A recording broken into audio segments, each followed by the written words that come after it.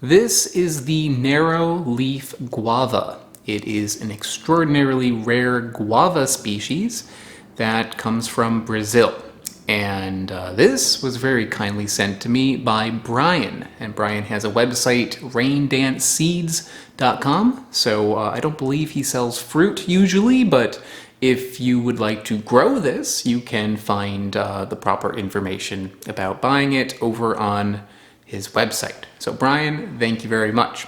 In a recent episode, I reviewed this, which was also sent to me by Brian, and this is a different guava species. So they're both guava species, which is wild because this looks like a grape, this looks like a lemon, but they are in fact closely related to guavas.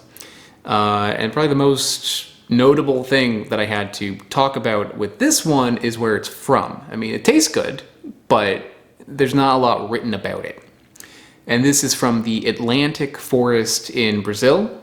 This is from a different area. This is from the Cerrado, which is more of like a vast savanna area. I apologize if I'm saying that word wrong. I can't pronounce anything.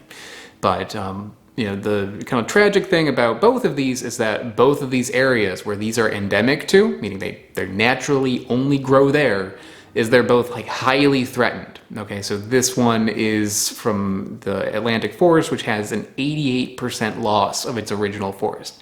The Atlantic forest is the most threatened area in Brazil. The Cerrado is the second most threatened area in Brazil, and I believe the amount of loss is 80%. So also like way, way too high. So, you know, I don't like dwelling on, you know, the kind of the bummer of, you know, deforestation on this channel. I want to kind of like celebrate fruit and make people excited about fruit, not depress people. But there is something positive in that there are a lot of efforts being taken to restore some of this loss. So I will put a link in the description below over some of the efforts that are being taken to restore some of the Cerrado. So what I've heard is that how you can tell one of these is ripe is that you want it to start getting a red hue on the outside, or a little bit like of a pinkish hue. So it goes from a yellow to a yellow with a little bit of the pink showing through. And that's because the inside of this should be pink. Yeah.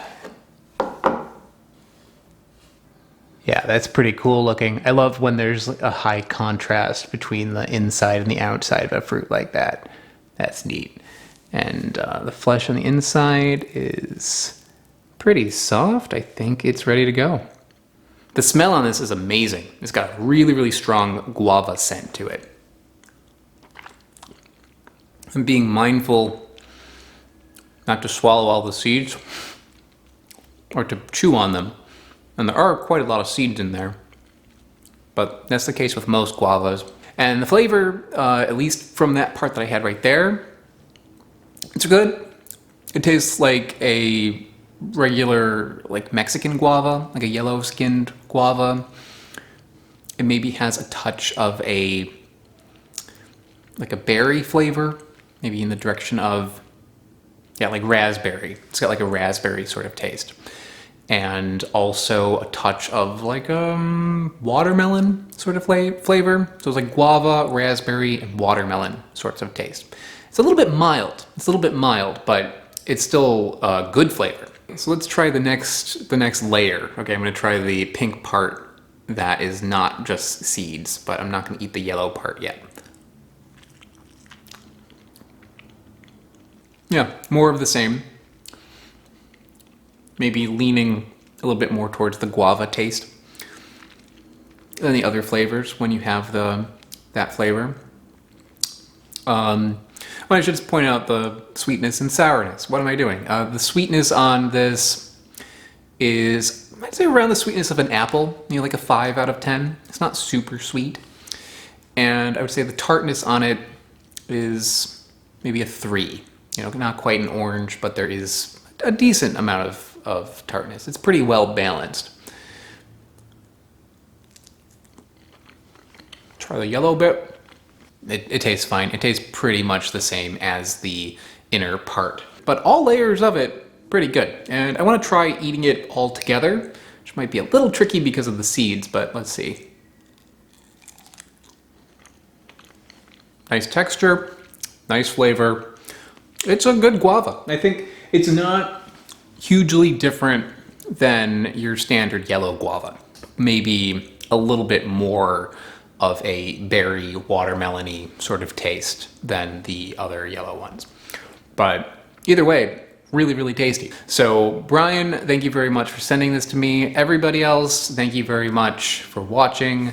Again, if you grow plants, check out raindanceseeds.com. If you want to learn more about certain efforts that are being taken to restore the Cerrado and the Atlantic forest, I'll also put some links down below for that. And I will see you all next time.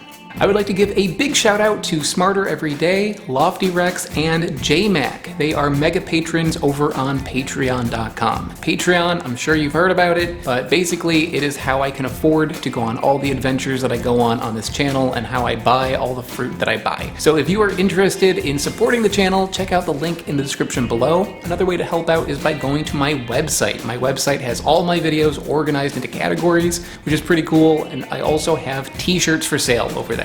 So check it out, and I will see you all next time.